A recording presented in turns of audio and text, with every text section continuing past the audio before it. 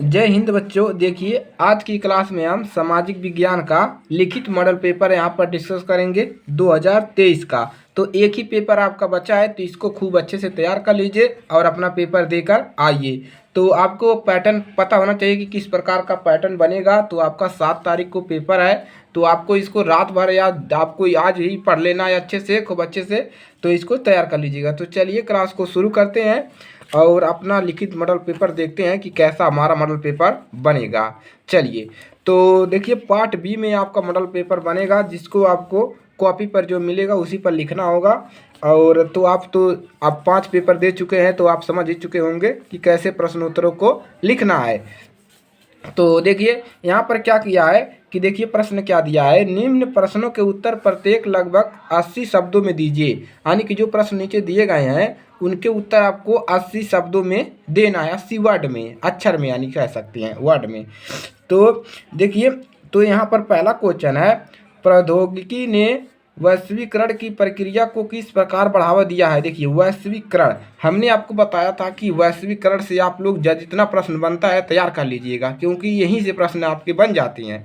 बढ़ावा दिया, उदाहरण सही स्पष्ट कीजिए, उदाहरण भी देना है। अगर आपको ये नहीं तैयार है तो इसमें एक ऑप्शन भी दे रहा है कि प्रथम विश्व युद्ध के पश्चात होने वाली आर्थिक महामंदी। देखिए हमने पिछली क्लास में भी बहुविकल्पी प्रश्न करवाए हैं, तो वहाँ पर भी हमने बताया कि महामंदी आपके लिए बहुत ज़्यादा महत्वपूर्ण है। यहाँ से क्वेश्चन हर साल आता है 4 नंबर 6 नंबर का, तो इसको तैयार कर लेना है कि क्या प्रभाव पर भारत पर क्या प्रभाव पड़ा।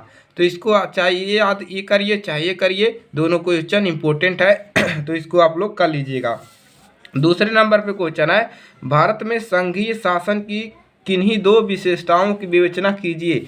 तो 4 नंबर में देखिए प्रश्न पूछ रहे हैं, तो संघीय शासन की किन्हीं 2 विशेषता को आपको विवेचना करना है। अथवा अगर ये नहीं तैयार है तो इसको करिए, सत्ता की समझदारी क्यों आवश्यक है, उधर व्याख्या कीजिए। ये भी आपका इम्पोर्टेंट ही क्वेश्चन है, और सत्ता की समझदारी पर हर साल एक क्वेश्चन बन जाता है 4 नंबर का, देखिए यहाँ पर बना भी है। तो इसको आप लोग जरूर तैयार करिएगा। अगला क्वेश्चन देखते हैं। चलिए, अगला क्वेश्चन है आपका, देखिए 4 नंबर का, भारत में भूमि उपयोग के प्रमुख प्रारूपों की विवेचना कीजिए।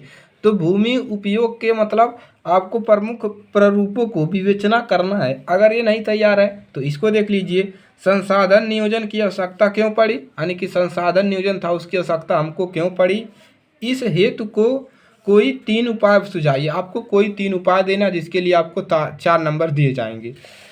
अगला क्वेश्चन है, आर्थिक गतिविधियों को रोजगार की उपस्थितियों के आधार पर कैसे वर्गीकृत की जाती है। आर्थिक गतिविधियों को तो रोजगार की उपस्थितियों के आधार पर किस प्रकार से आपको वर्गीकृत किया जाता है, इसको आपको बताना है। अगर ये नहीं तैयार है तो इसमें ऑप्शन भी बढ़िया दे रहा है, एक क्वेश्चन नहीं याद है दूसरा करिए। तो राष्ट्रीय ग्राम रोजगार गारंटी अधिनियम 2005 पर एक संक्षिप्त टिप्पणी लिखिए। देखिए 2005 पर है, और एक अधिनियम और था, उसको भी आप लोग तैयार कर लीजिएगा। इन दोनों में से एक क्वेश्चन आपके लिए आएगा जरूर पेपर में। अगला क्वेश्चन है देखिए वर्णनात्मक, और यहाँ पर दिया है कि निम्न प्रश्नों के प्रत्येक लगभग 150 शब्दों में दीजिए। तो नेपोलियन कौन था। देखिए हमने बार बार कह रहे हैं कि इस क्वेश्चन को तैयार करो, नेपोलियन कौन था, उसके सुधारक क्या थे, उसने क्या सुधार किए, उसके सुधारों का क्या प्रभाव पड़ा। एक क्वेश्चन हर साल आपके मिल जाएगा पेपर में, तो इसको आपको एकदम तैयार कर लेना है। और सविनय अवज्ञा आंदोलन का क्या अर्थ है, इसको भी हमने बताया था कि ये वेरी वेरी इंपॉर्टेंट है और ये पेपर में आता है। तो इसे क्यों चलाया गया, इसका क्या प्रभाव पड़ा। तो इस क्वेश्चन, अगर कोई भी क्वेश्चन नहीं पढ़ के जाओगे, ये दोनों क्वेश्चन पढ़ लीजिएगा और एक क्वेश्चन और बताएंगे, तो भी आप पास हो सकते हैं। तो इन दोनों प्रश्नों को एकदम तैयार कर लीजिए, ये आपके लिए एकदम रामबाण है। अगला है, भारत के कभी कभी चुनाव जातियों पर ही निर्भर करते हैं, क्यों। इस स्थिति में छुटकारा पाने के सुझाव दीजिए। छुटकारा पाने के लिए आपको इसको सुझाव देना है। अथवा अगर ये नहीं तैयार है तो लोकतांत्रिक शासन व्यवस्था अन्य शासन व्यवस्थाओं से बेहतर है, कारणों को स्पष्ट कीजिए। 6 नंबर में पूछ रहा है, तो इसको आप लोग को तैयार कर लेना है। अगला है, किसी अर्थव्यवस्था में कृषि का क्या महत्व है, समझाइए। एकदम महत्व, ये आप तो इसको बना कर लिख सकते हो कि अर्थव्यवस्था में कृषि का क्या महत्व है, उसको समझाना है, समझा दीजिए, 6 नंबर लेकर जाइए।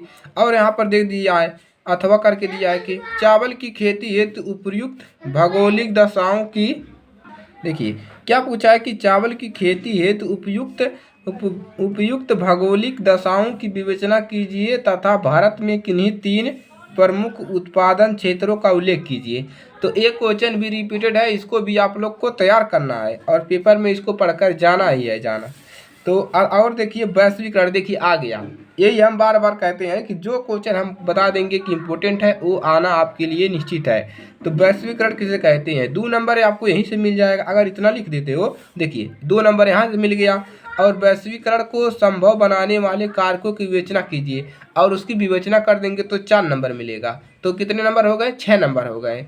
तो इसको आपको तैयार करना है और ये 1 नंबर में पूछ सकता है। तो कितने नंबर हुए, 3 नंबर हो गए। अगर ये नहीं तैयार है तो इसको तैयार कर लीजिए। उपभोक्ता के अधिकारों से आप क्या समझते हैं, उपभोक्ता सुरक्षा अधिनियम 1986 की उपयोगिता की भी विवेचना कीजिए। तो इसको देखिए एक अधिनियम ही है, जितने अधिनियम है तैयार कर लो भाई। तो और देखते हैं क्वेश्चन है कि नहीं है।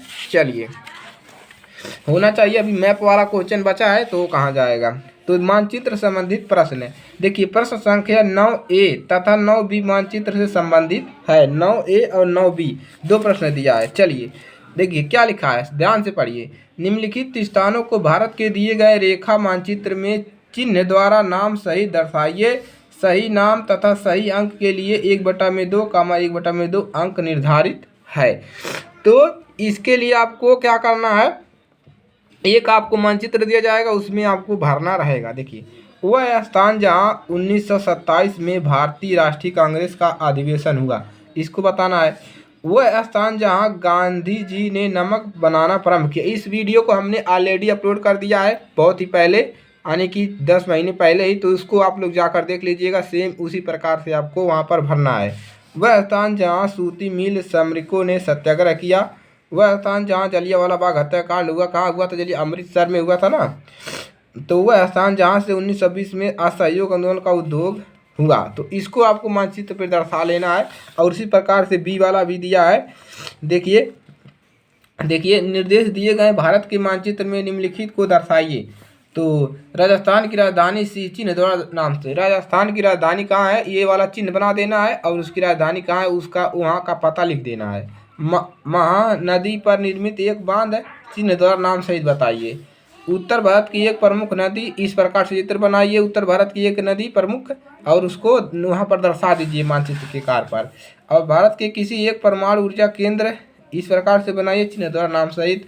दक्षिण भारत में कहवा उत्पादक कोई एक राज्य, चिन्ह द्वारा नाम सहित है। अब देखिए अब कुछ बच्चे क्या करते हैं, हाइयो वाला कर देते हैं। तो ये इसको आपको नहीं करना। देखिए क्या लिखा है, केवल दृष्टिबाधित परीक्षार्थियों के लिए मानचित्र कार्य के विकल्प के रूप में, जिनके पास मतलब दृष्टिबाधित, जिसके आंखों से मतलब दिखता नहीं है, उनके लिए ये प्रश्न बनाया गया है। तो आपको ये गलती नहीं करना है, इसको नहीं लिखना है, यहीं पर आपका समाप्त हो जाएगा।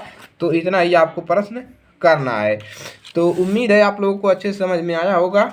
और इस वीडियो को लाइक करिएगा और कमेंट करके अपना बताइएगा, और अपने दोस्तों के पास शेयर भी कर दीजिएगा, ताकि आपका प्रश्न जो है अच्छे से जाए। और इन सभी प्रश्नों को जो हमने इम्पोर्टेंट बताया है उसको तैयार कर लीजिएगा, और यही प्रश्न आपके पेपर में आएगा। महामंदी, वैश्वीकरण, सत्ता की समझदारी, तो सभी को आप लोग तैयार कर लीजिएगा। चलिए इसी के साथ मिलेंगे अगली क्लास में।